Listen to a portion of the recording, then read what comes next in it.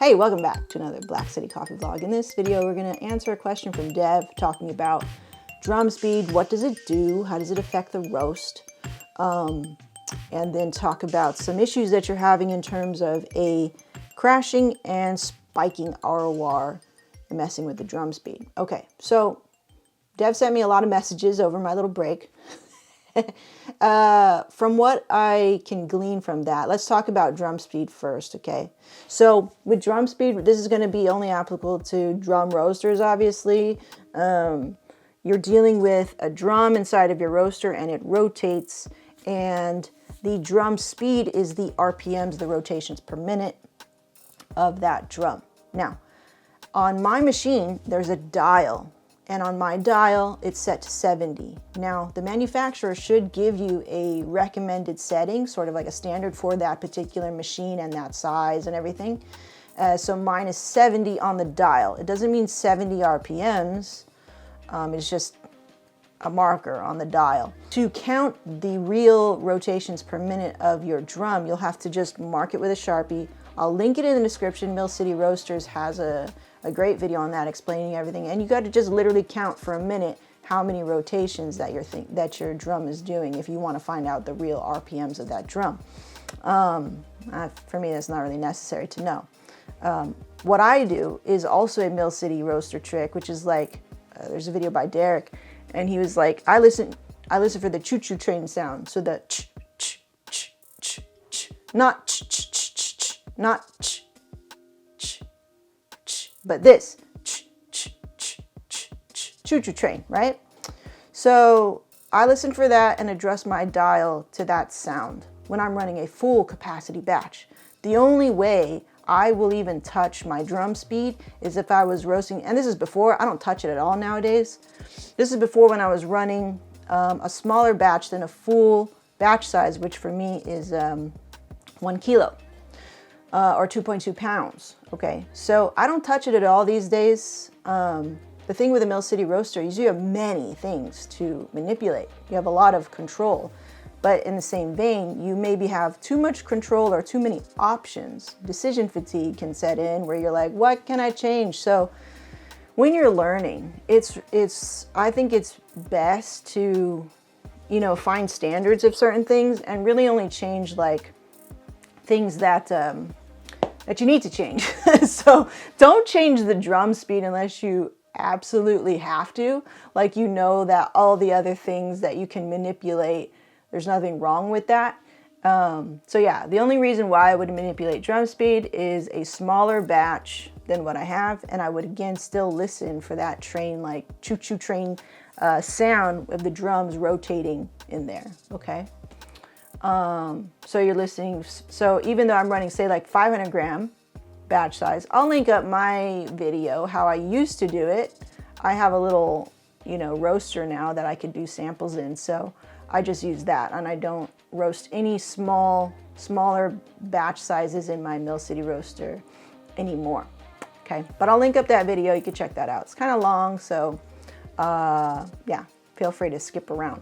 So Dev, I don't think you need to change your drum speed. Okay, you have a Mill City Roaster as well. You have a 3 kg, right? 2 or 3. So you have a larger machine than me. They should have recommended you a drum speed. Just stick to that. If you're having issues with controlling the heat of your machine, that's just a heat issue or a probably not an air issue, more likely a heat issue of just managing your heat. Okay, so let's take a look at your roast curve that you gave me here. Okay, so drying at 444. I definitely think you have a larger machine for sure. Okay, so here you go. It's your middle phase in terms of controlling the heat. Now, I don't know what you're doing on the heat here, but this was my issue too, is like the middle phase is tough, like it's not easy. I think to me, like the middle phase, to get it precisely every single time without automation and you're manually moving your gas, and you could be into your first roast, second roast, fifth roast, 10th roast, the machine and how it holds heat or how it transfers heat is gonna change. And then the ambient temperature, so many freaking variables, okay? Besides your roaster, which is also a lot of variables. Now let's talk about your management of heat. You have first crack at 7 minutes 32. Now most would call that early. You know, we'd wanna get that at least into the 8 minutes 30 territory so we can stretch out or elongate this middle phase to where it's not 9% of the roast, or not 23.9% of the roast, or 2 minutes 48 in total time for the middle phase, okay? So how do we do that? So this is how I do it, okay? I'm gonna hit dry end at 444, okay? That means I increase my air to a medium airflow. You can check that with the lighter trick. And that, keep checking it because it can change. You know, you don't know how dirty your vents are at any point of time, right? There should probably be like a porthole on the vents, on the one that can get the dirtiest the quickest so you can see. But I don't know if that's possible. That would be kind of cool, right? Like a porthole that you could see. You go, oh, my vents are like 2 inches of crap in there. Okay. I increase my airflow to medium. I lower my heat down to like typically down to about 60% or 50%. And then I ride that out and I keep lowering my heat until I reach first crack. And that looks like what you're doing. So it could be that when you hit first crack, you're not compensating for this crash that can happen after first crack. And I talk about this a lot in my vlogs, so maybe look back at some of those. But what I do to counter that and not be so reactive, like, oh, the moment I see the crash, now I increase my heat. I try to be preemptive about it. So when I hit first crack, my fuel is already probably like 1%, 2%, okay? And then when I hit first crack, or I'm approaching first crack, I will start to increase my air to high, and then to max when I start hearing my pops, or I'm calling first crack. When I'm calling first crack, I increase the air all the way. I flush it all out. And then at the same time, and it kind of just depends what's going on, but either a little bit before or at the same time of first crack, I will bump up my heat, because we have that power in our machine. We have Mill City Roaster machines, right? So we can just boom, crank that, crank that gas all the way up to, like, I don't know, for me it's like 2, so it's like 80%. Yeah, 80% fuel. Sometimes if I need to, like, I'm looking at the ROR to see what I need to do, okay? And then that typically helps me with that crash after first crack. Now, some people say, like, why are you doing that? Like, well, it works. It works for me, okay? Does it always work? No, because maybe I didn't do certain things before I hit first crack and maybe it's not acting perfectly right. But most of the time for me, in my situation, with the machine that I have, it works for me. And I typically will get roast curves that look like this. I'll put that on the screen and compare it to yours. Now, if you had countered that with increasing the heat and now you have a spike, which I see in your roast there, this is just indicative of like not really being predictive about how this particular coffee roasts. So as you guys start to roast a certain coffee and move through a coffee, you should probably get about 20 pounds of a certain coffee that you're trying to nail, because you're going to do many iterations of it, right? You're going to start to see some patterns in how it acts at first crack, after this, after that, so that you could be preemptive about your decision making at the roaster. Some coffees are like that, where they're just like, oh, they're gonna crash, or oh, they're gonna spike at this time, or whatever. And some have more flexibility. Some you can be kind of sloppy about your roasting, but it will still roast pretty evenly or nicely. Some coffees are like that, okay? And then some are just super reactive. You know that. Well, maybe don't. So now you know. They're all different. They're gonna just act all different, okay? Which I find super interesting, fascinating, but I know Dev can be very frustrating. I know you were very frustrated giving me all these messages, okay?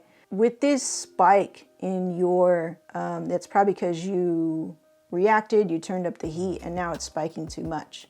So what I would recommend is like after first crack, or when you're approaching first crack, be ready for this issue, right? Oh, it's gonna crash, and then I need to lower the heat back down at a certain amount of time. The moment I see that ROR start to go up, I need to lower it down as I approach that spiking time in my curve. I need to remember to, you know, pull my heat back down again, okay?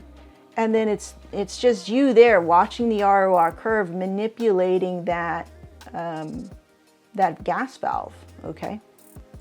All the while, max that on air, because I'm flushing all of that roastiness that could kind of maybe stick to the bean because it's expelling a lot of steam and heat and all that stuff, right? It's going through a very volatile reaction at this point after first crack. And then you're going into second crack here, okay? I think you can do it. You can keep everything the same. It's just in your middle phase when it starts to dip, approaching first crack, there's something going on there. Okay, I'm gonna highlight it for you. You need to look at this area right here and figure out what's going on there. And the best way that I could help you without being right next to you and seeing every single thing that's going on in your operation is for you to go look back at what you were doing and follow the breadcrumbs. Don't touch drum speed for now. I think this is purely a heat management thing. Your air should be a standard, like it's low when you start, it's at dry end or green to yellow, it's medium. Approaching first crack can be high. At first crack is max. That's it. Make air easy, okay? So really this is all just a management of heat problem in the middle phase approaching first crack. And then after first crack, what are you doing with your heat? That's the issue, I think. All right, I'm not right there. And watching that ROR like a hawk. And if you know this information already, you know that it crashes, you know that it spikes. So what are you gonna do preemptively to get ahead of that? Give yourself, you know, a couple chances and be forgiving, you know, like, oh man, I missed it. Okay. And I know mistakes cost money. I know that. All right. It's not like I'm trying to, you know, be in the clouds and stuff like that, but I don't know. You don't need it, the extra stress. Like, make it fun, make it a puzzle. I don't know what you need to tell yourself. I like puzzles. You know, I like the challenge. Give me better context in that, I mean, show me what you're doing right here. I'm saying there's an issue going on right here, right, in this part of the roast. Show me what you're doing right there if you still need help. Because otherwise, I think you can help yourself. I think you can diagnose the problem yourself if you follow your own breadcrumbs, okay? And take good notes, for sure. Hope that helped, Dev. I really do. I'm sorry you're frustrated, okay? It happens, but you'll get it. You'll get it. And you didn't also tell me what this tastes like, okay? So give me cupping notes next time for sure. And let me know how it works out. And give me some context on this bean as well. Give me more context. And don't get too wrapped up in the prettiness of this graph. Is it really true that this is not a good roast based on this curve? I don't know. Yeah, we're seeing like a short middle phase, and that's really all I'm like would be kind of worried about in terms of flavor. Maybe there's some underdevelopedness and a little bit too much roastiness or char, I think, on this bean perhaps. I would be really curious to see what your tasting notes are on this when you cup this coffee, okay? All right, good, thanks for your question, Dev. Always appreciate it. We'll see you in the next one, bye.